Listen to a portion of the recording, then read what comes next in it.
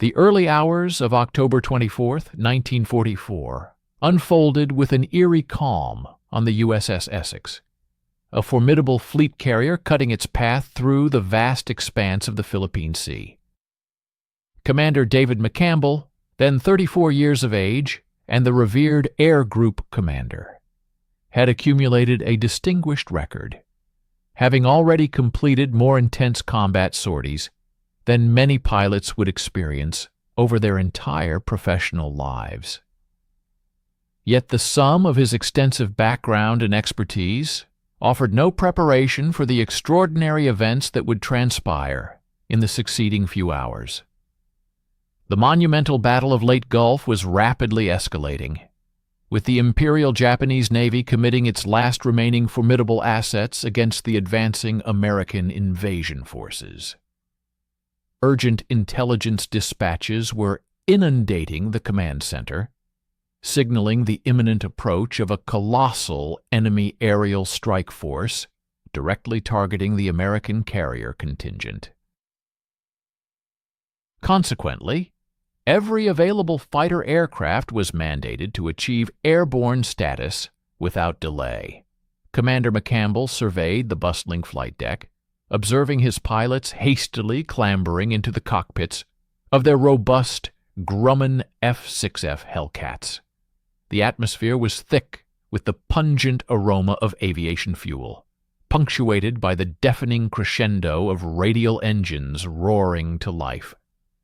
His personal aircraft, a distinctive Hellcat emblazoned with the numerical designation 13, sat poised for immediate deployment.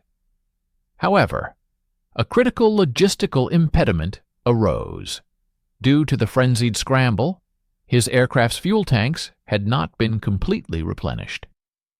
While standard operational protocols mandated a full topping off of fuel reserves, the luxury of time was conspicuously absent.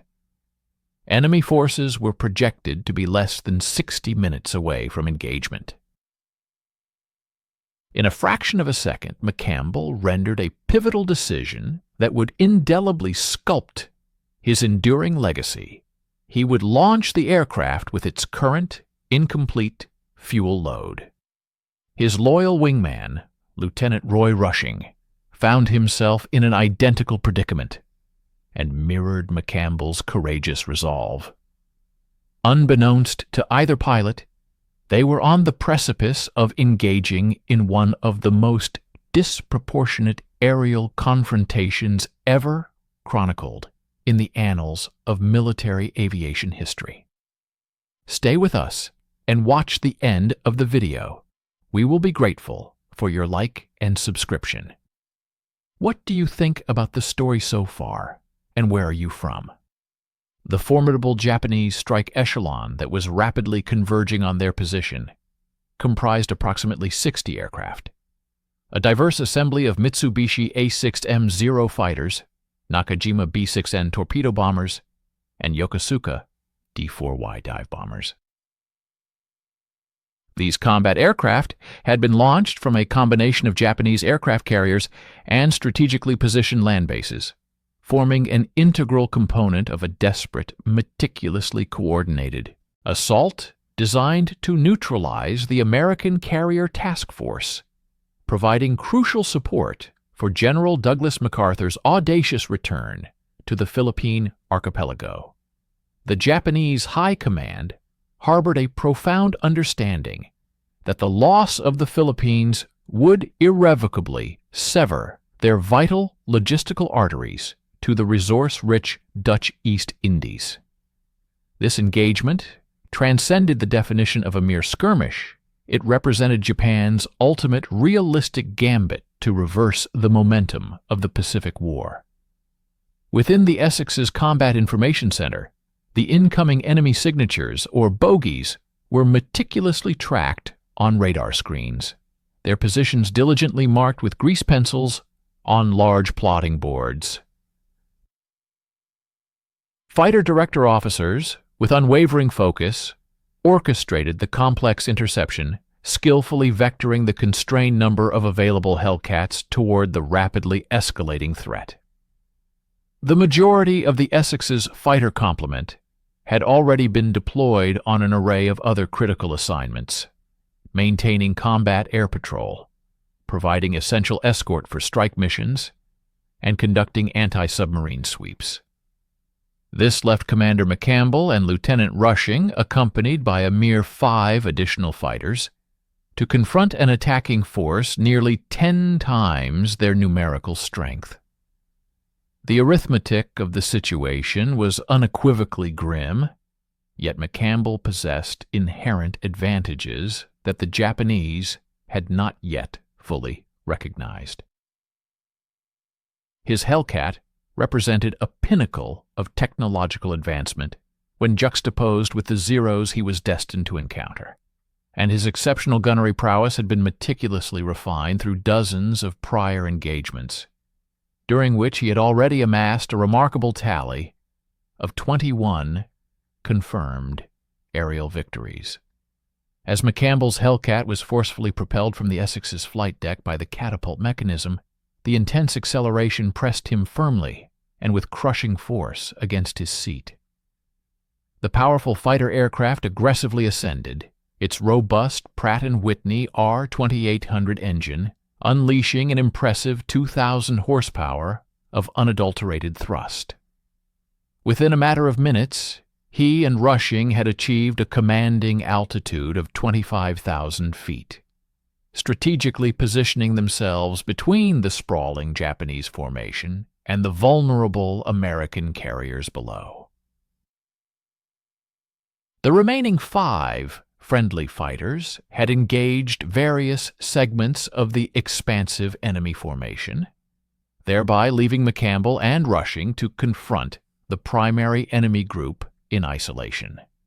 Through the transparent expanse of his canopy, McCampbell discerned the approaching adversary, a colossal formation of Japanese aircraft, stretching across the vast heavens like a menacing, deadly swarm.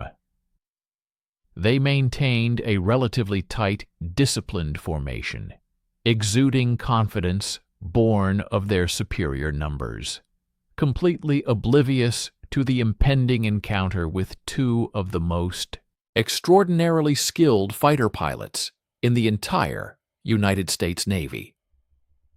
David McCampbell's trajectory leading up to that fateful October morning was anything but direct or predictable. Born on January 16, 1910, in the industrial city of Bessemer, Alabama, he spent his formative years in West Palm Beach, Florida, where his family had relocated during his boyhood. His father managed a thriving construction enterprise, and the young David displayed an early and remarkable aptitude for both mechanics and engineering principles. He subsequently applied for admission to the prestigious United States Naval Academy and successfully received his appointment in 1929, joining the distinguished class of 1933. The demanding environment of Annapolis proved to be a crucible. The pervasive hazing rituals, the relentless academic rigor, and the stringent disciplinary regimen. Yet McCampbell thrived within this intensely competitive atmosphere. While he did not emerge at the very pinnacle of his graduating class, his performance was consistently solid, reliably excellent, and underscored by an unwavering determination. Following his graduation, he served aboard the heavy cruiser USS Portland, meticulously acquiring invaluable knowledge of seamanship and intricate naval tactics, all while observing the precision landings of naval aviators on nearby carriers during extensive fleet exercises. There was an indefinable quality about those pilots that profoundly captured his attention and imagination. In 1937, McCampbell submitted his application for flight training at Naval Air Station Pensacola, Florida. At 27 years old, he was considered exceptionally ancient by the prevailing standards of naval aviation at that historical juncture. The majority of aspiring pilots commenced their training in their early 20s, and the Navy generally favored younger candidates who could anticipate longer, more extensive flying careers. However, McCampbell persisted with unwavering resolve, and the Navy, recognizing his potential, ultimately accepted him despite his advanced age for the program. The arduous flight training regimen proved to be utterly exhausting. He meticulously piloted the N-3N biplane trainer, diligently mastering fundamental aerobatics, precise navigation techniques, and the foundational principles of aerial gunnery. Subsequently, the pivotal phase of carrier qualification arrived, a moment that every naval aviator both instinctively dreaded and ardently coveted. Executing a flawless landing on a carrier deck that pitched and rolled unpredictably while grappling with the intricate system of arresting wires was an endeavor that demanded more artistic finesse than scientific precision, necessitating impeccable speed control, perfect alignment, and nerves of absolute steel.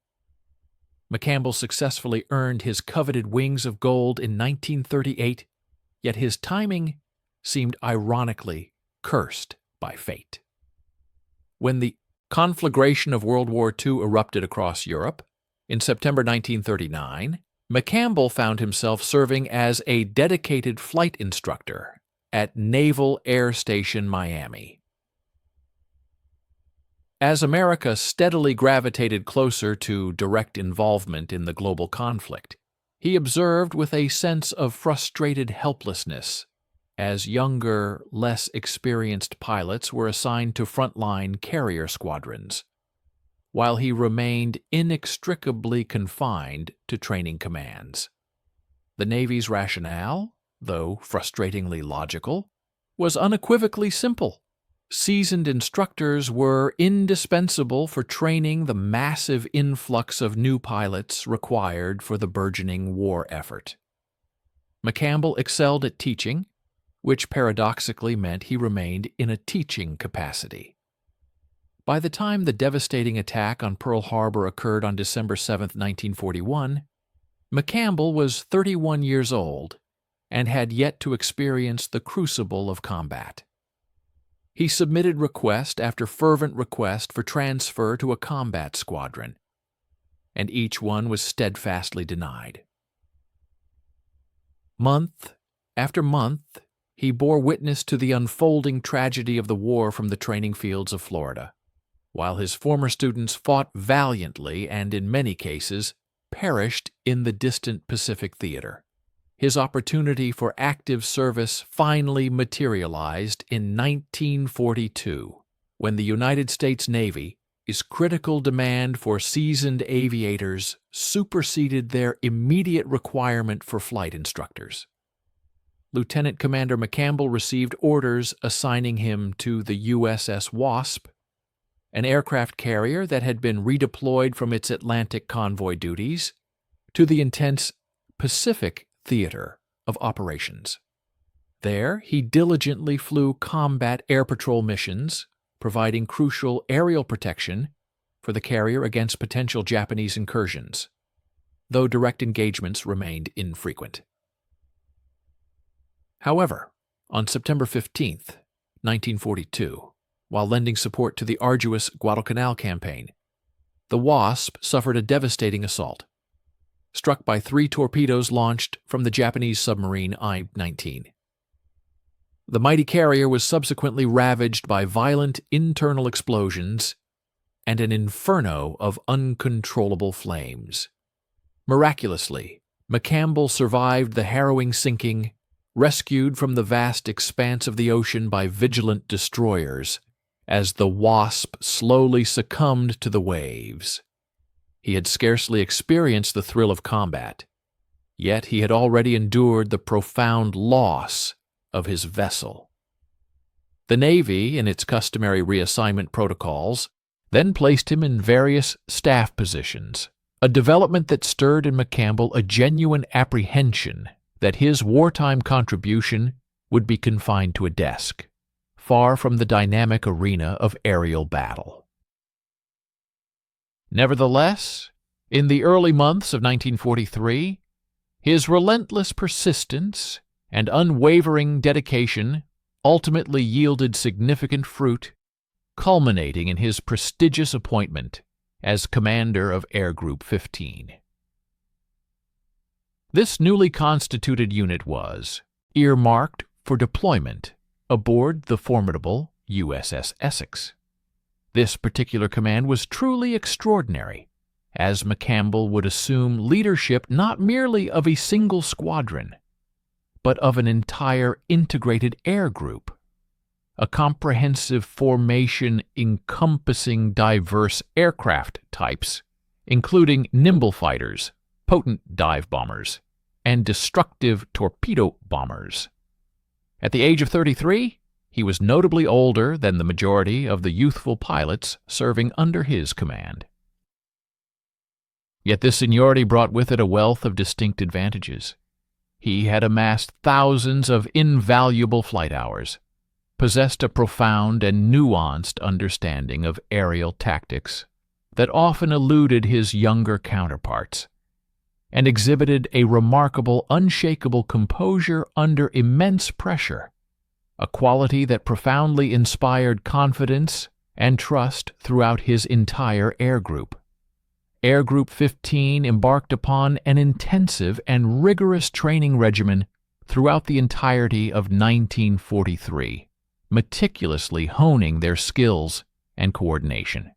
When the USS Essex, with McCampbell EIS unit aboard, finally deployed to the Pacific in early 1944, he was at last positioned to unequivocally demonstrate his exceptional capabilities and prove his mettle in the crucible of real combat. His personal Grumman Hellcat, a formidable machine, proudly bore the affectionate name Mincy, a heartfelt tribute to his beloved wife, Mildred, who was affectionately known by that nickname.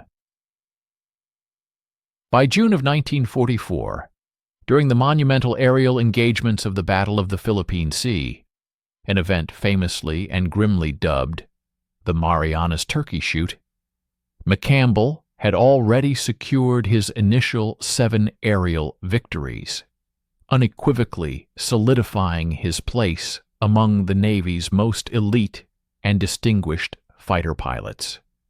Please stay with us and watch the end of the video. We will be grateful for your like and subscription. Please write a comment about where you are from and what you think about the video topic. The Grumman F-6F Hellcat was far from being just another standard fighter aircraft in the Allied arsenal. It represented a meticulously conceived and expertly engineered response to the harsh, hard-won lessons that had been painfully acquired through aerial combat and sacrifice over the vast expanse of the Pacific. When American pilots initially confronted the Japanese Mitsubishi A6M0 in 1942, they encountered an adversary that possessed an unnerving ability to outturn, outclimb, and outmaneuver virtually every aircraft the United States then had in active service. The Zero was characterized by its light construction, exceptional agility, and deadly effectiveness in the hands of Japan's experienced aviators. Early American fighters, such as the F-4F Wildcat, were demonstrably outmatched, forcing American tactical doctrines to be adapted to compensate for their inferior equipment. However, Grumman's ingenious engineers, working in close and invaluable collaboration with combat pilots who had firsthand survived harrowing encounters with the formidable Zeros, specifically designed the Hellcat with the singular objective of utterly dominating its Japanese opponent. The transformative outcome was a fighter aircraft that completely reversed the aerial combat dynamic, shifting the advantage decisively. The Hellcat's formidable Pratt & Whitney R2800 double Wasp engine emerged as its primary and most crucial advantage. This colossal 18-cylinder radial powerhouse generated an astounding 2,000 horsepower, propelling the Hellcat to a blistering top speed of 380 mph at an altitude of 23,000 feet, a pace significantly swifter than the Zero's maximum of 350 mph. Speed is an absolutely critical factor in the unforgiving realm of aerial combat, as it fundamentally dictates the terms of engagement. A faster aircraft grants its pilot the invaluable prerogative to choose precisely when to initiate a fight, and equally importantly, when to disengage. Should a Hellcat pilot find himself in a precarious situation, he could simply advance the throttle and effortlessly pull away from pursuing Zeros, rapidly creating distance until he could strategically reset for another attack. The slower Zero simply could not keep pace. This inherent speed advantage also empowered Hellcat pilots to effectively execute boom and zoom tactics, involving a swift dive from high altitude, a high-speed firing pass on the enemy, followed by a rapid climb back to safety, before the more maneuverable Zeros could bring their superior turning ability to bear. McCampbell, a master tactician, had thoroughly internalized and perfected this method, understanding that capitalizing on the Hellcat's inherent strengths while meticulously avoiding its few weaknesses was the paramount key to both survival and decisive victory. Durability constituted the second truly game-changing advantage that the Hellcat possessed. The Zero achieved its legendary agility by making a significant sacrifice in terms of protection.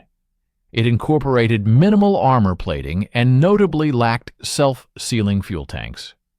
Consequently, a single, well-placed burst of machine gun fire could easily ignite a Zero SS fuel tanks, instantly transforming the aircraft into a roaring fireball. Japanese pilots, in a grim acknowledgement of this profound vulnerability, often referred to them as flying lighters. The Hellcat, by stark contrast, was engineered with the robust resilience of a flying tank.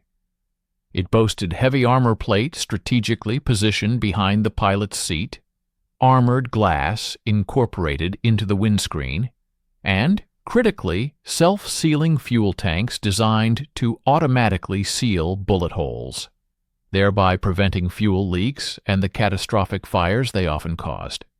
Hellcats demonstrated an astonishing capacity to absorb tremendous amounts of battle damage and still reliably bring their pilots home to safety. Time. 2's.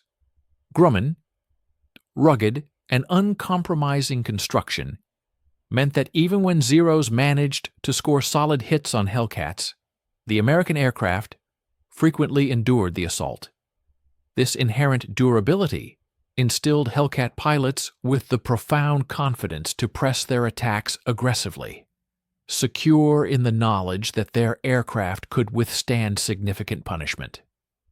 Overwhelming firepower represented the third and arguably most decisive advantage. The Hellcat was formidably equipped with 6 Browning M2 50 caliber heavy machine guns, symmetrically distributed with 3 in each wing, each gun supplied with a substantial 400 rounds of ammunition. These potent weapons discharged between 750 and 850 rounds per minute, and the 50 caliber round itself possessed enormous destructive capabilities. When all 6 guns were fired simultaneously, a common occurrence whenever a Hellcat pilot engaged an enemy, they unleashed a devastating stream of projectiles capable of literally sawing through aluminum airframes, shattering engines, and disintegrating control surfaces with terrifying efficiency. The Zero, conversely, typically carried only 2 20mm cannons with a limited ammunition supply and 2 7.7mm machine guns. While the 20mm cannon delivered a harder punch per shell, its restricted ammunition capacity meant Zero pilots had to be exceedingly selective and conservative with their shooting. Hellcat pilots, on the other hand, could afford to fire longer, more sustained bursts, and the sheer volume of 50 caliber rounds significantly enhanced the probability of hitting their targets. McCampbell, notably, was renowned for his exceptional marksmanship. He rarely expended ammunition wastefully, typically employing short, highly precise bursts that optimally utilized his finite ammunition supply. The Hellcat's cockpit afforded its pilots superior visibility, granting them an unparalleled panoramic view of the surrounding airspace. Its innovative bubble canopy provided exceptional sight lines in every direction, a critically important feature for spotting enemy fighters before they could maneuver into an advantageous attack position. Aerial combat during World War II was frequently decided by whichever pilot managed to visually acquire the enemy first. Enhanced visibility directly translated into superior situational awareness. And improved situational awareness was paramount for surviving to engage in combat another day. The aircraft also incorporated hydraulically powered folding wings, a design feature that dramatically improved carrier storage efficiency and allowed aircraft carriers to embark a greater number of fighters. Its impressive rate of roll, the speed at which the aircraft could rotate around its longitudinal axis, was another significant Hellcat advantage, enabling rapid and decisive changes in direction during intense dogfights. And perhaps most importantly, for the demanding environment of carrier operations, the Hellcat was remarkably easy to fly. It exhibited forgiving handling characteristics, lacked any dangerous or vicious stall behavior, and provided an exceptionally stable platform for accurate gunnery. These attributes meant that even rookie pilots could be trained to achieve full operational proficiency much more quickly than with more temperamental or challenging aircraft. Mental aircraft. The morning's pre-flight briefing in the ready room had devolved into utter pandemonium. Reports from radar operators indicated an impending Japanese aerial assault expected to commence around 0820 hours. Within moments, the ship's internal communication system blared the urgent command, "Pilots, man your planes!" Commander David McCampbell, along with the other available fighter pilots, immediately broke into a sprint toward the flight deck, hastily donning their essential flight gear as they ran. The customary pre-flight inspection procedures were drastically curtailed, reduced to only the most critical checks. Indeed, several aircraft were still in the process of being refueled by ground mechanics when the imperative order to launch without delay was issued.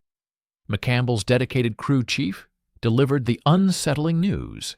His F-6F Hellcat fighter possessed a mere 300 gallons of aviation fuel, a stark contrast to the standard 550 gallons typically stored in the main tank. This represented roughly half of his usual fuel load for combat operations. A rapid mental calculation informed McCampbell that he could anticipate approximately 2 hours of flight duration, and that was under optimal cruise settings. Engaging in aggressive combat maneuvers, particularly with the engine at full throttle, would deplete his fuel reserves at an alarmingly accelerated rate. Under normal circumstances, most pilots would have insisted on a complete fueling, but any delay would mean the formidable Japanese strike force might reach the American carriers entirely unopposed, a catastrophic scenario. Lieutenant Roy Rushing found himself in precisely the same predicament. His own Hellcat was similarly underfueled, yet Rushing exhibited no hesitation whatsoever. This 24-year-old aviator hailing from the state of Tennessee had served as McCampbell's steadfast wingman for a period of several months. Over this time, they had cultivated a profound, almost telepathic understanding, the kind of unspoken communication that is forged only through repeated, intense combat experiences. A truly exceptional wingman does not merely follow, rather, he proactively anticipates the leader's actions, vigilantly guards against blind spots, and flawlessly coordinates attacks without requiring explicit, detailed instructions. Rushing was undeniably one of the finest. He had already achieved multiple aerial victories during previous engagements, and his proficiency in gunnery was nearly on par with McCampbell's own formidable skills. As they settled into the confined spaces of their respective cockpits, McCampbell transmitted a concise directive to Rushing via radio. Stay together, ensure every shot finds its mark, and keep a close eye on those fuel gauges. They would need to approach this critical engagement with utmost tactical intelligence, for the stark reality was that they would not be afforded a second opportunity. Please stay with us and watch the end of the video. We will be grateful for your like and subscription. Please write a comment about where you are from and what you think about the video topic. The 7 Hellcats, then launched in rapid succession, propelled from the carrier deck by the powerful catapults in controlled bursts of steam and hydraulic force. Once airborne, they quickly established a loose formation and began their ascent toward the designated intercept coordinates, which were continuously updated by the Essex's fighter direction officer. The radio communications were characterized by a palpable tension, yet maintained a professional demeanor. Other American fighters, originating from various carriers within the task force, were also scrambling, but the overall coordination between the individual ships remained somewhat limited. Consequently, each carrier group was largely responsible for managing its own localized air defense. McCampbell's flight ultimately reached an altitude of 25,000 feet and then leveled off, their eyes meticulously scanning the expansive horizon for any sign of the approaching enemy formation. At this considerable elevation, the atmospheric conditions were notably thin and frigid, while the Hellcat's powerful engines maintained a consistent, reassuring hum. McCampbell diligently checked his array of instruments. Oil pressure registered optimally, engine temperature was within normal operating parameters, and the ammunition counters indicated a full complement of rounds.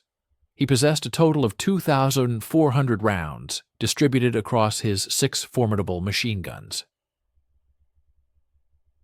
Should he exercise judicious trigger control, this substantial ammunition load could potentially translate into dozens of effective firing opportunities. It was then that he visually acquired them. The Japanese formation manifested as faint, dark specks against the brilliant azure sky, rapidly expanding in size as the two opposing forces inexorably converged. McCampbell swiftly estimated their numbers, at least 60 aircraft, possibly even more. They maintained a relatively dispersed formation, with agile Zero fighters strategically positioned both above and around the comparatively slower bomber aircraft. The bomber component comprised a dangerous mixture of Nakajima B-6N Jill torpedo bombers and Yokosuka D-4Y Judy dive bombers, each carrying a deadly payload specifically designed to inflict maximum damage upon American aircraft carriers. The Zeros were present solely to provide protective escort and McCampbell was acutely aware that these escort fighters would engage with aggressive ferocity. While the Japanese fighter pilots of late 1944 were not the same cadre of elite veterans who had distinguished themselves at pivotal battles like Midway or Guadalcanal, most of those highly experienced aces having perished in earlier engagements, they nonetheless remained a formidable and dangerous adversary, their desperation making them all the more unpredictable. The remaining 5 Hellcats within McCampbell's flight executed their briefed tactics, peeling off to engage distinct segments of the sprawling enemy formation. This strategic maneuver left McCampbell and Rushing isolated 2 solitary fighters confronting an overwhelming force of 60. McCampbell activated his radio and calmly instructed Rushing, "Stay with me. Our priority is the bombers." The underlying tactical rationale was undeniably sound.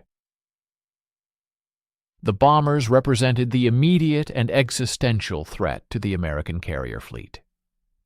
Their destruction or disruption would effectively neutralize the primary danger. Enemy fighters, while dangerous, were considered secondary targets in this critical moment. If they could successfully fragment the bomber formation and compel them to jettison their lethal torpedoes and bombs prematurely, the mission would be deemed a resounding success, even if they failed to shoot down a single zero. McCampbell skillfully positioned his aircraft above and slightly behind the Japanese formation, leveraging his altitude advantage to meticulously set up his initial attack run. The Japanese pilots at this juncture had not yet detected their presence, their focus entirely consumed with maintaining their precise formation and vigilantly scanning for American fighters approaching from ahead. McCampbell meticulously checked his gun sight. The amber-hued, illuminated reticle glowed steadily in the center of his windscreen. He then flipped the master armament switch to the armed position, perceiving a faint electrical hum as the sophisticated gun charging system was activated. His heart rate remained remarkably steady, his breathing controlled and even. Years of rigorous training and months of intense combat experience had meticulously prepared him for this precise, defining moment. He skillfully rolled his Hellcat inverted, pulled back deliberately on the control stick, and initiated a steep dive toward the unsuspecting Japanese formation, with Rushing following closely in his wake. McCampbell's initial target was a Yokosuka D-4Y Judy dive bomber, which was flying conspicuously on the formation's left flank. The Judy was an aerodynamically sleek aircraft, possessing considerable speed for its classification, yet it was utterly defenseless against a diving Hellcat attacking from its vulnerable rear quarter. McCampbell carefully aligned his shot, patiently waiting until he had closed the distance to approximately 300 yards before decisively squeezing the trigger. The Hellcat vibrated intensely as all 650 caliber machine guns roared into life simultaneously. Streams of fiery tracer rounds arced through the cold air, converging with deadly precision on the dive bomber. The initial burst struck the Judy's engine cowling and the root of its right wing. Fragments of aluminum skin immediately began to peel away, and a telltale plume of smoke started trailing from the damaged engine. McCampbell maintained pressure on the trigger for another half-second, discharging perhaps a total of 60 rounds, then released. The discipline of firing short, controlled bursts was absolutely critical. Wildly spraying ammunition was a sure way for pilots to exhaust their supply before the engagement concluded. The Judy rolled sluggishly to the right, rapidly losing altitude, its pilot desperately struggling to regain control. The black smoke rapidly intensified, turning into ominous orange flames, and the bomber commenced its terminal spiral toward the vast ocean situated 25,000 feet below. McCampbell did not linger to observe its descent. His attention was already fixed on identifying his next target, with energy management foremost in his tactical considerations. The steep dive from altitude had imparted his Hellcat with tremendous velocity, likely approaching 400 miles per hour. He expertly utilized this speed to zoom back upwards, efficiently converting kinetic energy into potential energy or altitude. This classic yo-yo maneuver allowed him to remain strategically above the Japanese formation, thereby maintaining a decisive energy advantage. Rushing had, during the very same pass, successfully destroyed a torpedo bomber, his gunnery exhibiting an equally impressive precision. The Japanese formation, now fully aware of the threat, reacted immediately, with Zeros breaking away from their escort positions in an attempt to intercept the two audacious Hellcats. However, McCampbell had expertly anticipated this response. He had already climbed back to an altitude of 26,000 feet, and the Zeros, encumbered by their external fuel tanks, struggled to match his rapid ascent rate. He estimated he had approximately 30 seconds before they could effectively reach his position, ample time for yet another devastating attack. His second target was a Mitsubishi Zero that had climbed faster than its compatriots, attempting to cut off McCampbell's anticipated escape vector.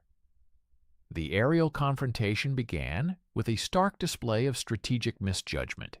The opposing Zero pilot, exhibiting an aggressive but ultimately flawed approach, initiated his attack by discharging his 20mm cannons from an excessive distance.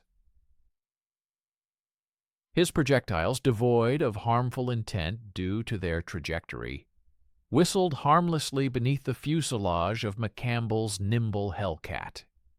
McCampbell, possessing an acute tactical mind, immediately registered the error. He deduced that the Japanese aviator had critically miscalculated the necessary deflection angle, thereby squandering precious ammunition.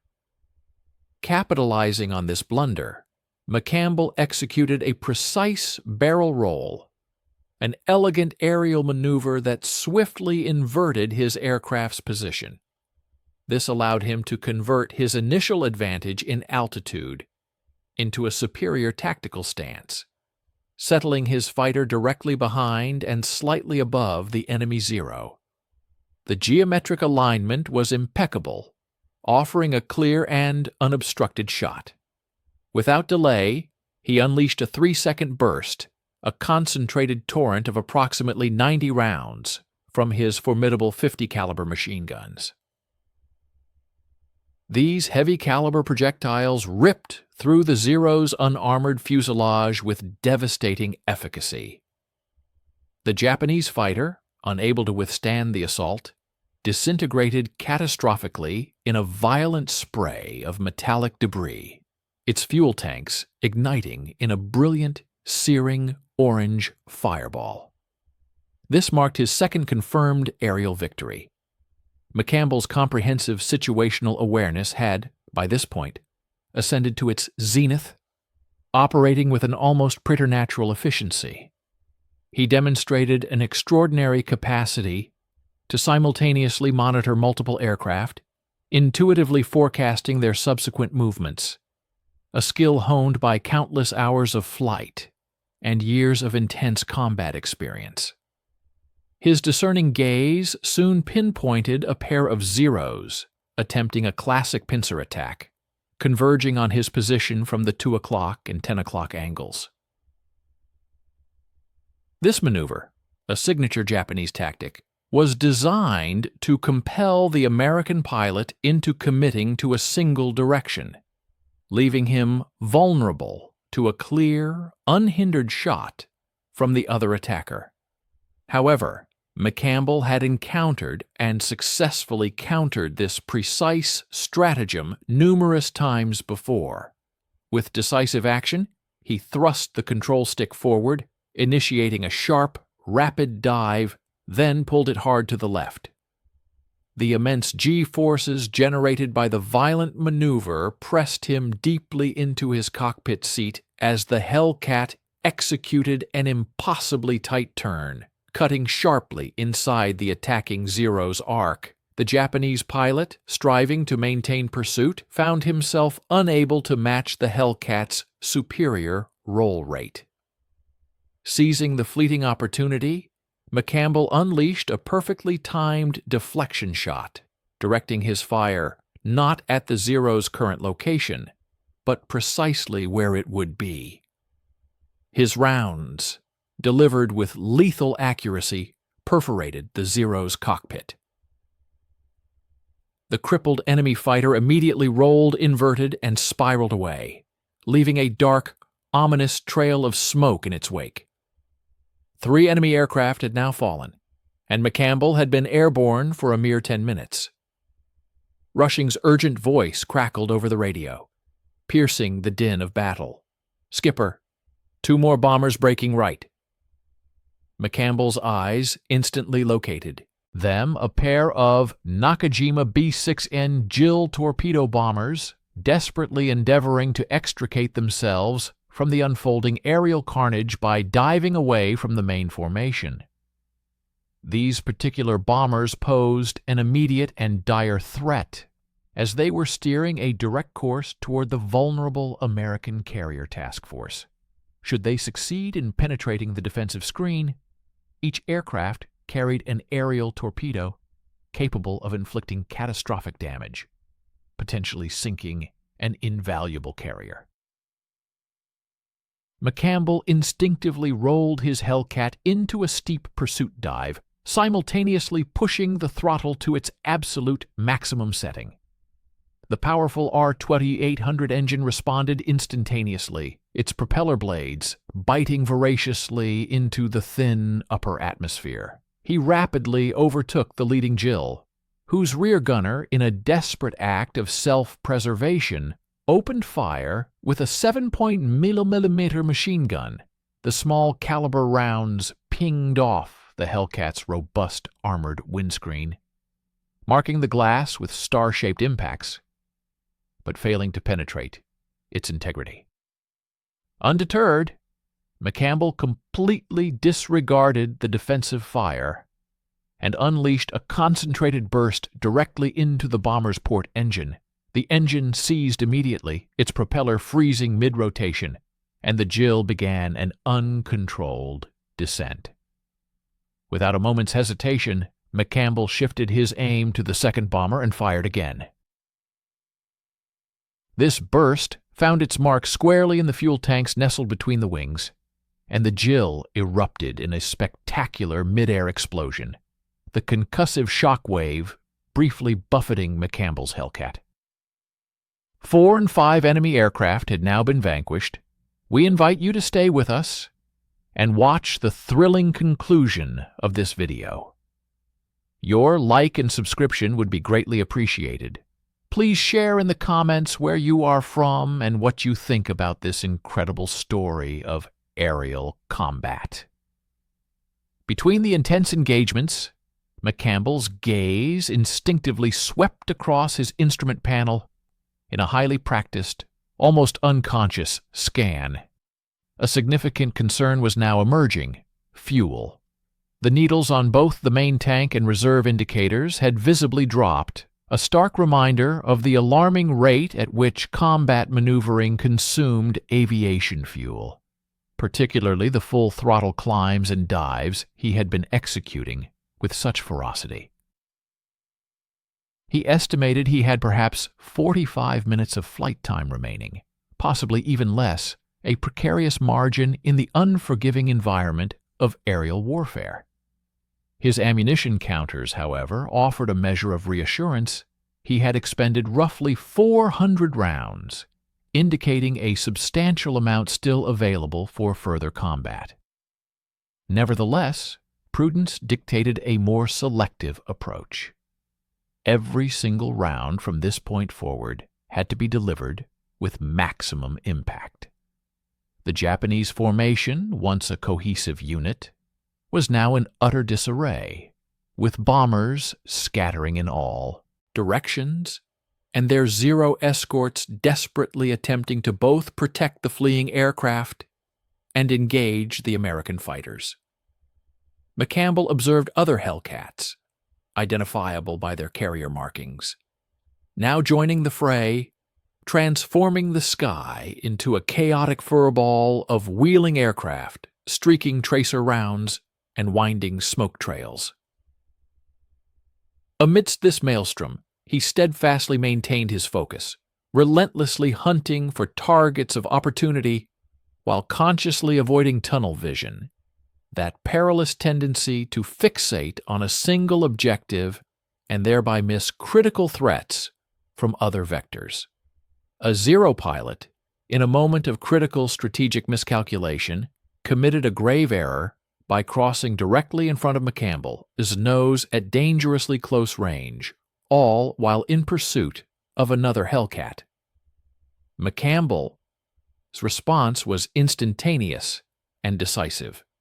He pulled lead, precisely aiming slightly ahead of the Zero's anticipated flight path, and fired a short, controlled burst. The closing speed between the two aircraft was exceptionally high, and his rounds, delivered with pinpoint accuracy, tore directly through the Zero's cockpit and engine. The Japanese fighter immediately rolled violently to its left, pieces of its airframe detaching and spiraling away, before it descended into an uncontrolled flat spin. No parachute deployed from the stricken aircraft. 6 down. McCampbell's combat instincts were now fully engaged, operating at a level where his conscious mind seemed almost secondary to the automatic, muscle memory responses ingrained through countless hours of rigorous training. His hands and feet worked the aircraft's controls with seamless precision, coordinating stick, rudder, and throttle inputs without any discernible conscious deliberation, while his strategic mind remained several steps ahead, continuously evaluating both imminent threats and potential opportunities. His sharp eyes then caught sight of another bomber attempting to reach the American carriers. A duty dive bomber, skimming low over the waves, employing a combination of speed and altitude to try and evade the relentless American fighters. McCampbell, without hesitation, rolled his Hellcat inverted and pulled through, initiating a steep dive in pursuit of the fleeing bomber. The chase extended for several grueling miles. McCampbell gradually, but inexorably, began to overtake the ostensibly faster bomber, a testament to his Hellcat's superior speed capabilities at lower altitudes. The Japanese pilot, displaying commendable skill, executed a series of evasive jinking maneuvers, weaving left and right to make himself an exceedingly difficult target.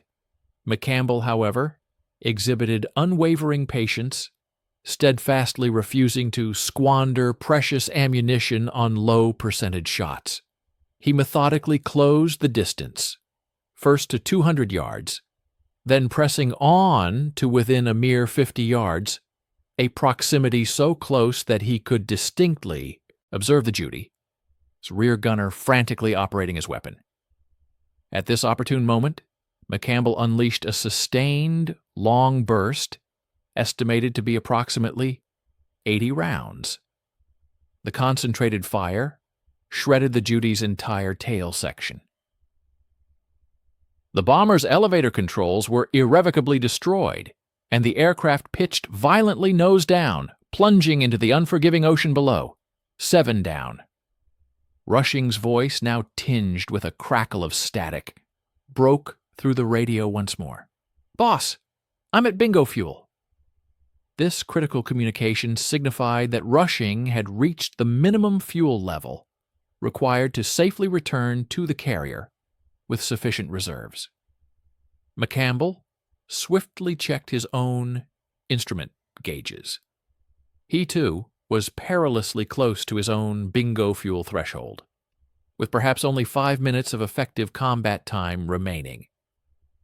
Yet, the Japanese formation, though decimated, still lingered within range, and more bombers were relentlessly attempting to breach the defensive perimeter. McCampbell, after a rapid, calculated assessment, made a resolute decision. He would continue to engage until his fuel situation became absolutely critical. "Copy, Roy. Head back." "I'll stay another few minutes," he responded, his voice calm and firm. Rushing acknowledged the order, then turned his Hellcat toward the distant Essex, his aircraft gradually shrinking from view as it disappeared into the vast expanse of the sky. The solitary figure of McCampbell now faced the remnants of the Japanese aerial assault force alone, a single fighter pilot against a dwindling but still dangerous enemy. He skillfully reascended to a higher altitude, his keen eyes sweeping the vast expanse for any lingering threats. Below him, 2 enemy Zero fighters were engaged in a clear search pattern, undoubtedly seeking their formidable adversary. Possessing the crucial advantage of elevation, McCampbell meticulously planned his descent. He initiated a swift, steep dive towards the trailing Zero, the unsuspecting Japanese pilot utterly oblivious to the Hellcat plunging from the blinding glare of the sun directly behind him. McCampbell's firing solution was executed with textbook precision, a concise 2-second burst that simultaneously obliterated the Zero's engine and penetrated its cockpit. The enemy fighter disintegrated in a spectacular explosion, the resulting blast so violent that McCampbell was compelled to wrestle his aircraft back into stable flight to avoid being engulfed by the expanding cloud of debris. This marked his 8th confirmed aerial victory. The second Zero reacted with immediate ferocity, executing a sharp break to the left and climbing aggressively, desperately attempting to reposition itself advantageously against McCampbell. However, the Hellcat's inherent superior speed allowed McCampbell to swiftly disengage, creating crucial separation, and then leverage his aircraft's energy to regain the dominant altitude above the Zero. The Japanese pilot demonstrated commendable skill, executing proper defensive maneuvers with admirable tenacity, yet the insurmountable performance differential between their aircraft proved decisive. McCampbell, having perfectly positioned himself, delivered his final decisive burst of the engagement, and the 9th Zero plummeted earthward, leaving a telltale trail of smoke and flame. 9 enemy aircraft were destroyed by his hand. Reflecting on the intensity of the engagement, McCampbell's ammunition counters revealed an astonishing efficiency. He had expended approximately 900 rounds in total, representing just over a third of his entire ammunition load, a truly extraordinary testament to his unparalleled marksmanship. Nevertheless, his fuel reserves had now reached a critical state. The ominous warning light on his fuel panel glowed a stark red, signaling that he had perhaps a mere 15 minutes of flight time remaining if he maintained a conservative cruise power setting. He promptly oriented his Hellcat towards the anticipated location of the USS Essex, initiating radio contact to request a precise heading for his return. The fighter direction officer, recognizing the urgency, promptly acknowledged his call and provided the necessary navigational vectors. McCampbell meticulously trimmed his aircraft for optimal fuel efficiency, carefully leaning the fuel mixture and reducing the engine as RPM to meticulously conserve every precious drop of aviation fuel. Roy Rushing's aerial combat, though unfolding along a slightly different vector within the sprawling, chaotic battle space, had been equally ferocious and decisive. While McCampbell had primarily dominated the high-altitude strata of the engagement, Rushing had concentrated his efforts on intercepting enemy bombers attempting to make their escape at medium altitudes, specifically between 15,000 and 20,000 feet. His inaugural kill occurred within mere minutes of McCampbell's initial assault, a Nakajima B-6N Jill bomber that had broken formation and was now racing with desperate speed toward the American carrier group. Rushing expertly closed in from the classic 6-0 clock position directly astern, unleashing a sustained burst of fire that ripped through the bomber's fuselage and cockpit. The Jill immediately pitched forward, plummeting uncontrollably into the churning sea below. His second kill involved another Jill, this one frantically attempting to reascend into the protective embrace of cloud cover for concealment. Rushing, undeterred, pursued it directly into the obscuring clouds, navigating briefly on instruments, only to emerge above the cloud layer precisely as the bomber broke into clear air. He dispatched it with a perfectly executed deflection shot that catastrophically severed the bomber's tail section. Please stay with us and watch the end of the video. We will be grateful for your like and subscription. Also, we would love for you to leave a comment below about where you are from and what you think about the video topic. Rushing's third through fifth confirmed kills materialized in a breathtakingly rapid succession, all within an intense 3-minute window that vividly showcased both his exceptional gunnery prowess and his acute tactical awareness. He had astutely identified a formation of 3 Zeros providing escort for 2 remaining bombers. Opting for a bold, unconventional strategy rather than directly engaging the fighters first, he executed a high-speed slashing attack on the bombers from an unexpected angle, diving steeply from their 11-0 clock position. The escorting Zeros, caught completely off guard, simply could not react with sufficient speed.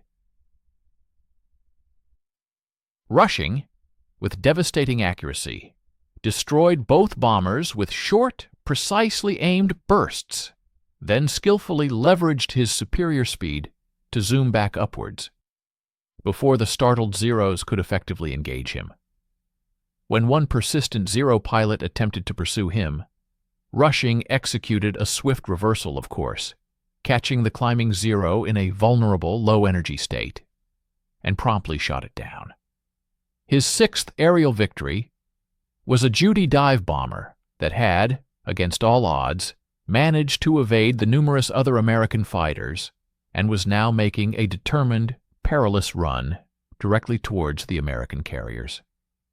Rushing intercepted it at 8,000 feet, delivering a prolonged burst into its port wing, which, under the relentless barrage, sheared off completely. The crippled bomber then tumbled into the vast expanse of the ocean below, resembling a discarded leaf caught in a strong current. His 7th and ultimate kill proved to be the most challenging of the entire mission.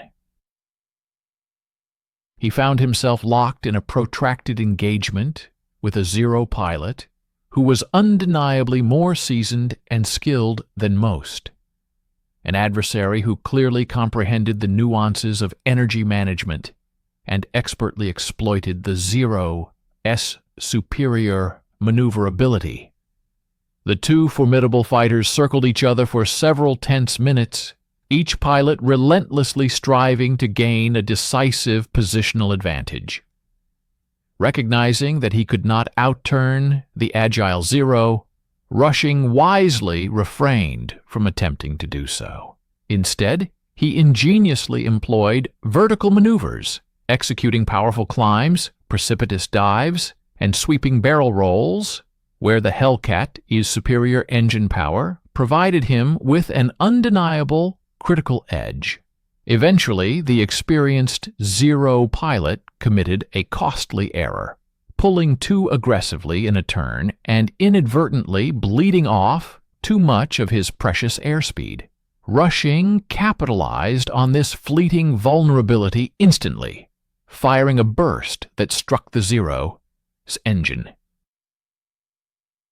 The Japanese fighter's engine immediately seized, rendering it utterly helpless without power. Rushing then delivered the decisive coup de grace with another burst that ignited the Zero's fuel tanks, sending it spiraling down in a fiery inferno. 7 confirmed kills in a single mission, an extraordinary and truly remarkable achievement by any measure. However, Rushing's own fuel situation had now become desperate. When he transmitted his bingo fuel call and initiated his return vector toward the Essex, his fuel gauges registered dangerously close to empty. He had been airborne for approximately 90 grueling minutes, the vast majority of that time spent at high-power combat settings. The return flight seemed to stretch on interminably, each passing minute filled with the gnawing apprehension that his engine might sputter and die before he could reach the safety of the carrier deck. He finally sighted the sprawling task force, a magnificent array of multiple carriers, battleships, cruisers, and destroyers spread across miles of ocean, but accurately identifying the USS Essex amidst the similar-looking vessels proved immensely difficult. From altitude, they all appeared strikingly alike, and potential battle damage or different operational configurations only added to the identification confusion. Rushing urgently requested a vector, and the fighter direction officer once again guided him in. Yet, as he commenced his descent toward the Essex, a frantic deck crew member waved him off. The deck was currently fouled with other aircraft undergoing repositioning, rendering it unsafe for immediate landing. Rushing, with his critically low fuel, simply did not possess the reserves to circle and wait. He was forced to divert to the USS Langley, a light carrier operating nearby, and immediately requested emergency landing clearance. The Langley's landing signal officer, with calm professionalism, guided him in, his paddles moving in, the practiced, precise signals that communicated rushing, approach speed, and lineup. Rushing, Hellcat gracefully crossed the carrier's fantail, snagged the number 3 arresting wire, and was brought to a violent, jarring halt. His engine coughed once, then twice, before finally dying completely. Rushing remained in the cockpit for a moment, the adrenaline slowly draining from his system, his hands trembling slightly from the immense stress of both the intense engagement and the harrowing, fuel-critical landing. Deck crew members swarmed his aircraft, quickly chocking the wheels and attaching a tow bar. When mechanics subsequently inspected his fuel tanks, they discovered less than 5 gallons remaining, barely enough for 2 more minutes of flight. Had the USS Langley not been available for his emergency landing, Rushing would undoubtedly have been forced to ditch his Hellcat in the vast ocean, desperately hoping for a swift rescue by a destroyer. Commander David McCampbell, a formidable aviator, found himself grappling with a predicament identical to that of his wingman lieutenant junior grade, Roy Rushing. His aircraft fuel gauges ominously indicated critically low reserves as he approached the sprawling American task force. Although he successfully located the USS Essex, the flagship carrier, he was met with a decisive wave-off. The flight deck remained obstructed, preventing an immediate landing. At this juncture, McCampbell's engine began to operate erratically, the distinct misfires a clear symptom of acute fuel starvation. With no margin for delay, he, like rushing before him, was compelled to divert his course towards the USS Langley. His subsequent approach was executed with flawless precision, culminating in a perfect landing despite the immense psychological strain. His F-6F Hellcat rolled to a complete halt, its engine sputtering its last breath moments before the vigilant deck crew could even reach the aircraft. Mechanics later confirmed the astonishing reality: a mere 10 gallons of fuel remained in his tanks. Both pilots had undeniably pushed their machines and their own human endurance to the absolute precipice. As Commander McCampbell disembarked from his Hellcat onto the Langley's bustling deck, members of the flight crew gazed upon him with a palpable mixture of profound awe and utter disbelief. News of the extraordinary aerial engagement had already rippled through the intricate radio networks of the task force, circulating fragmented yet astonishing reports of unprecedented kill counts. 2 lone pilots single-handedly fending off an entire Japanese strike force. An intelligence officer, clipboard firmly in hand, immediately approached McCampbell, poised to commence the mandatory post-mission debriefing. These debriefings were absolutely crucial for the rigorous process of substantiating victory claims. The United States Navy demanded irrefutable corroborating evidence, photographic footage from gun cameras, sworn testimonies from other pilots who witnessed the action, or definitive physical confirmation of enemy wreckage. The phenomenon of wild overclaiming was a recognized issue, frequently occurring amidst the inherent chaos of aerial combat, where multiple pilots might simultaneously engage the same target and subsequently each lay claim to its destruction. Consequently, McCampbell's remarkable claims would undergo an exceptionally meticulous scrutiny. McCampbell proceeded to methodically recount each engagement, meticulously detailing altitudes attained, precise headings maintained, the specific types of enemy aircraft encountered, and the observable damage inflicted. His gun camera film, a vital piece of evidence, would prove indispensable.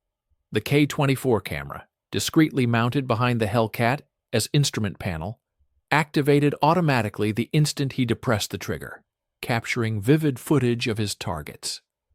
That invaluable film, once developed and analyzed, would unequivocally demonstrate 9 distinct Japanese aircraft being struck by his concentrated fire and plummeting from the sky. Lieutenant Junior Grade Rushing underwent an identical debriefing procedure, his own 7 kills also necessitating stringent confirmation. The intelligence officers meticulously cross-referenced their accounts with radar tracks, authenticated radio communications from other pilots involved in the engagement, and detailed observations from ship personnel who had witnessed various segments of the unfolding air battle. Over the ensuing days, all 16 kills were definitively confirmed, 9 credited to McCampbell and 7 to Rushing. No other American fighter pilots in the annals of history had ever achieved such exceptionally high single-mission kill totals while operating as a mere 2-plane element against such overwhelmingly superior numerical odds. We invite you to stay with us and watch the end of the video. We will be grateful for your like and subscription. Please feel free to leave a comment below about where you are from and what you think about the video topic. The repercussions for Japanese naval aviation were both immediate and utterly catastrophic. The formidable strike force that had descended upon the American carriers that fateful morning originally comprised approximately 60 aircraft. By the time the engagement finally concluded, fewer than 20 Japanese planes managed to survive the brutal onslaught and limp back to their distant bases. Furthermore, the handful of bombers that did manage to penetrate the American defensive screen and reach the carriers achieved only minimal results. Not a single American carrier was sunk, and only minor superficial damage was inflicted upon a mere handful of ships. Japanese operational records from October 24, 1944, vividly reflect the profound shock and pervasive confusion that permeated their command structure. They had committed a substantial portion of their rapidly dwindling air strength to this audacious attack, fully anticipating inflicting severe, perhaps even crippling damage on the American fleet. Instead, they had suffered devastating losses for virtually negligible strategic gain. The psychological impact on the surviving Japanese pilots was profoundly significant. Disquieting reports began to filter back to command, speaking of American superfighters and pilots possessing almost supernatural skill. The burgeoning mythology surrounding American fighter superiority, which had already begun to take root since the decisive Marianas Turkey shoot in June 1944, was now irrevocably entrenched. Admiral William Halsey, the esteemed commander of the Third Fleet, dispatched a personal commendation to Commander McCampbell within days of the remarkable engagement.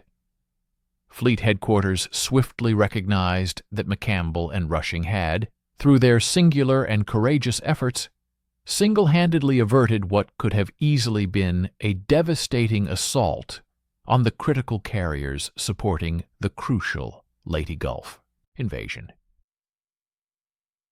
The Navy Department moved with commendable alacrity to officially recognize McCampbell's extraordinary achievement with the Medal of Honor, the nation's most distinguished military decoration.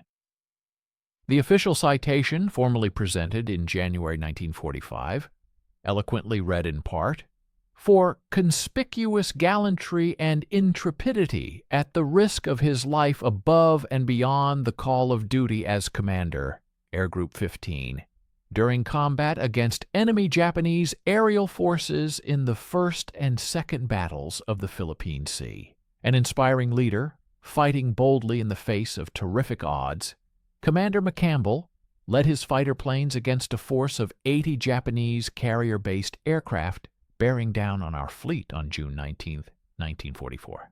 The citation continued, meticulously documenting his heroic October 24th mission, where his aerial prowess resulted in the confirmed downing of 9 Japanese planes and the complete disorganization of the enemy's coordinated attack. This monumental achievement firmly cemented his status as the Navy's leading ace, having accumulated an astonishing total of 34 enemy planes destroyed throughout his combat career. The profound tactical lessons derived from this pivotal engagement were studied intensively and rigorously by naval aviation commands across the fleet. Commander McCampbell's disciplined and efficient ammunition management, a testament to his precision, subsequently became a mandatory teaching component in all fighter tactics courses. His remarkable ability to destroy 9 enemy aircraft with approximately 900 rounds of ammunition represented a level of hit efficiency that most pilots could scarcely hope to match. Furthermore, his masterful application of energy management, strategically utilizing altitude and speed to dictate the terms and conditions of engagement, was codified into official doctrine. The engagement also served as a powerful and undeniable validation of the Hellcat's fundamental design philosophy. the aircraft had performed exactly as Grumman engineers had meticulously intended. It provided a skilled pilot with the indispensable tools necessary to unequivocally dominate in aerial combat. Consequently, the production of Hellcats accelerated dramatically, and by the conclusion of the war, over 12,000 F-6F Hellcats had been manufactured. The aircraft's impressive kill ratio against Japanese fighters stood at approximately 19-1. For every Hellcat lost in combat, American pilots successfully destroyed 19 Japanese aircraft. No other fighter in World War II could boast such an unparalleled combat record. Commander McCampbell returned to the Essex later that same day, transported back to his original carrier aboard a destroyer. His air group greeted him with an outpouring of congratulations and heartfelt admiration. But McCampbell, in his characteristic humble manner, typically downplayed his extraordinary achievement. He graciously credited the Hellcat's superior performance and emphasized Lieutenant Junior grade, Rushing's equally impressive 7-kill mission. However, the Navy was unequivocally not about to allow this monumental accomplishment to simply fade into routine operational reports. Instead, McCampbell swiftly became the public face of American naval aviation's burgeoning dominance, featuring prominently in newsreels and actively participating in vital war bond drives once he rotated stateside in early 1945. By the conclusion of the Second World War, David McCampbell had amassed an astonishing total of 34 aerial victories, a feat that firmly established him as the United States Navy's most accomplished flying ace in its entire history. This remarkable record endures to the present day, over 8 decades later, remaining unchallenged and appearing poised to persist indefinitely, largely owing to the fundamentally altered landscape of contemporary aerial combat. These 34 confirmed destructions of enemy aircraft were not merely the product of audacious recklessness or fortunate circumstance. Rather, they eloquently testified to an extraordinary synthesis of innate piloting skill, profound tactical acumen, and a seamless, almost symbiotic connection between the aviator and his sophisticated warplane. Throughout his distinguished service, McCampbell undertook a grueling 7 combat tours, meticulously recording in excess of 400 perilous carrier landings, each instance serving as a rigorous examination of his unwavering courage and exacting precision. His final operational sortie occurred in December 1944, subsequent to which he was judiciously reassigned stateside. The Naval Command, recognizing the invaluable asset they possessed, deemed it imprudent to jeopardize their premier ace in ongoing combat, when his unparalleled expertise could be far more effectively deployed in mentoring and honing the capabilities of the succeeding cohort of burgeoning fighter pilots. Concurrently, Lieutenant Commander Roy Rushing concluded his wartime service with an impressive tally of 13 verified aerial triumphs. His exceptional bravery and prowess during the pivotal October 24th mission were formally acknowledged with the prestigious Navy Cross, a testament to his valor under extreme duress. Unlike his esteemed colleague, Rushing persevered in actively participating in combat operations until the cessation of hostilities in August 1945, demonstrating unwavering commitment to the Allied cause. Following the war's conclusion, Rushing elected to continue his dedicated service within the United States Navy, steadily ascending through the ranks until he ultimately retired with the Distinguished Commission of Captain in 1964, capping a long and illustrious military career. Rushing ultimately departed this life in 2004 at the venerable age of 84, having been privileged to witness the profound technological evolution of naval aviation firsthand. His lifetime spanned the monumental shift from the relatively primitive piston engine fighters of his combat days, through the revolutionary advent of jet propulsion, and finally to the sophisticated multi-role FA-18 Super Hornets that define contemporary air power. During various discussions and interviews conducted later in his life, Rushing invariably underscored his belief that the legendary October 24, 1944, engagement was, in his humble estimation, merely a mission where every element flawlessly coalesced. These were remarkably understated remarks for an accomplishment of such breathtaking magnitude and historical significance. He and McCampbell, bound by shared experiences and mutual respect, maintained a steadfast camaraderie throughout their extended lives, frequently gracing naval aviation reunions and specialized symposiums with their presence. At these gatherings, eager younger pilots would invariably gravitate towards them, seeking insights into the refined techniques and formidable mindset that had yielded such unparalleled wartime outcomes. As we delve deeper into the strategic ramifications of these incredible individual achievements, we encourage you to stay with us and watch the conclusion of this video. Your engagement helps us immensely, and we would be profoundly grateful for your like and subscription. Please also take a moment to leave a comment below, letting us know where you are watching from and sharing your thoughts on this compelling topic.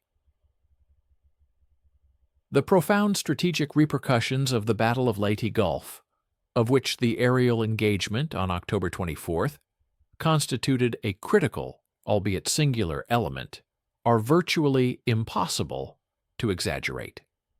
Over the course of a brutal 4-day confrontation, spanning from October 23rd to October 26th, 1944, the Imperial Japanese Navy suffered such catastrophic losses that it was, for all practical purposes, annihilated as an effective combatant force. Japan endured the irreplaceable loss of 4 precious aircraft carriers, 3 formidable battleships, 10 cruisers, and 11 destroyers, naval assets that their struggling industrial base simply could not reconstruct. This decisive victory irrevocably cemented American dominion over the vital Philippine waters, thereby ensuring that the arduous liberation of the Philippine archipelago could proceed precisely as planned. Consequently, the Japanese home islands were now brought squarely within the operational reach of American long-range bombers, unequivocally illuminating the inexorable pathway to ultimate Allied triumph. While the combined individual contributions of McCampbell and Rushing to this expansive strategic tableau, a mere 16 enemy aircraft eradicated, might at first glance appear numerically modest, their true significance was immeasurable. Crucially, these 16 destroyed aircraft were not simply any enemy planes. They comprised a formation of bombers, explicitly tasked with assaulting the vulnerable American carrier fleet. Had even a fraction of that attacking force, perhaps just 2 or 3 of those torpedo-laden bombers, managed to penetrate the defensive screen and successfully deliver their payloads, the consequences could have been dire. A vital American aircraft carrier might have sustained severe damage or, even worse, been sent to the ocean floor, an outcome that would have inevitably protracted ongoing military operations and tragically claimed numerous American lives. Their actions, therefore, represented a bulwark against potentially catastrophic setbacks. David McCampbell's distinguished post-war career served as a powerful testament to his impeccable reputation and undeniable competence qualities that had shone so brightly during his combat years. He steadfastly continued his service within the United States Navy, undertaking a diverse array of progressively responsible command and pivotal staff assignments. Among his notable roles, he exercised command over the carrier USS Severn, demonstrating his leadership acumen beyond the cockpit. Furthermore, he served with distinction as a crucial planning officer for the esteemed Chief of Naval Operations, a position demanding strategic foresight and meticulous organizational skill. Ultimately, he concluded his remarkable naval tenure, retiring with the well-deserved rank of captain in 1964. However, for McCampbell, retirement from active duty by no means heralded a retreat into obscurity. Rather, it marked a transition into another phase of influential contribution. He channeled his profound expertise into the burgeoning aerospace industry, concurrently serving as an invaluable consultant on advanced fighter tactics, sharing his unparalleled insights with a new generation. His reputation as a captivating orator also grew, making him a highly sought-after speaker at numerous prestigious military and aviation gatherings across the nation. In a lasting tribute to his extraordinary legacy, the United States Navy bestowed his name upon a guided missile destroyer, the USS McCampbell, or DDG-85, which was proudly commissioned in 2002, 6 years after his passing. David McCampbell himself passed away on June 30th, 1996, at the age of 86, and was interred with the highest military honors at the hallowed grounds of Arlington National Cemetery. His gravestone stands as a poignant and permanent memorial, etched with his name, rank, and the full citation for his Medal of Honor, a perpetual acknowledgement of his profound service and valor. The extraordinary mission of October 24, 1944, transcended individual heroism. It fundamentally reshaped the strategic calculus and, more importantly, the deeply ingrained perceptions of Japanese high command regarding the formidable capabilities of American fighter pilots. Before this devastating engagement, Japanese military leaders, despite the increasingly heavy casualties their air forces were sustaining, clung to the belief that their aviators could still, under specific advantageous conditions, seize temporary local air superiority. However, in the aftermath of the comprehensive Battle of Leyte Gulf, that tenacious illusion was irrevocably shattered. American intelligence agencies, meticulously monitoring and intercepting Japanese radio communications in the critical weeks following the battle, noted a palpable and profound shift in the prevailing tone. The previous bravado had evaporated, replaced by an unmistakable sense of resignation, a stark and somber acknowledgement that they were no longer capable of effectively challenging or contesting the overwhelming might of American air power. A significant contributing factor to this stark shift in perception was the catastrophic deterioration of Japanese pilot training programs, which had utterly collapsed under the immense and unrelenting pressures of the protracted war. New Japanese aviators were being rushed into the crucible of combat with as little as a mere 100 hours of flight instruction, a dangerously insufficient preparation. In stark contrast, seasoned American pilots, such as McCampbell, possessed thousands of hours of invaluable flight experience, honed by rigorous training and actual combat. This staggering disparity created an unbridgeable qualitative chasm in pilot skill and readiness. Furthermore, the quantitative disparity was equally insurmountable, with American industrial complexes churning out advanced aircraft at a pace and volume that Japan's strained wartime economy simply could not hope to emulate. rendering the ultimate outcome of the air war an inescapable certainty. The formidable F-6F Hellcat fighter, a cornerstone of American naval air power, continued its vital frontline service throughout the remainder of the conflict, eventually ceding its primary role to the swifter F-8F Bearcat and the nascent generation of jet-propelled aircraft. However, during its critical operational window from 1943 to 1945, the Hellcat established an unparalleled record of aerial dominance, accounting for the destruction of approximately 5,200 enemy aircraft. Astoundingly, this prodigious tally was achieved while suffering the loss of only about 270 Hellcats in air-to-air engagements, yielding an astonishing kill ratio of 19-to-1. This remarkable statistic was not confined to the exploits of a select few. It was a testament to the aircraft's inherent superiority achieved across the entire spectrum of pilot skill, encompassing legendary aces like McCampbell down to novice aviators embarking on their inaugural combat missions. Indeed, the F-6F Hellcat possessed an intrinsic design quality that elevated the performance of average pilots to a commendable standard and, crucially, empowered already proficient pilots to achieve truly exceptional feats. Even in the contemporary era, the profound lessons embedded within McCampbell's combat missions continue to be meticulously scrutinized by modern fighter pilots at the esteemed Naval Fighter Weapons School, universally recognized by its popular moniker, Top Gun.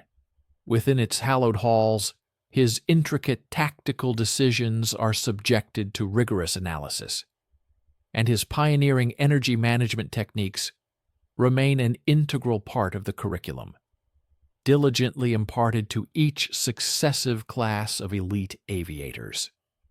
The fundamental principles he so masterfully applied in the skies of 1944 retain an astonishing degree of relevance in the vastly altered landscape of modern air combat.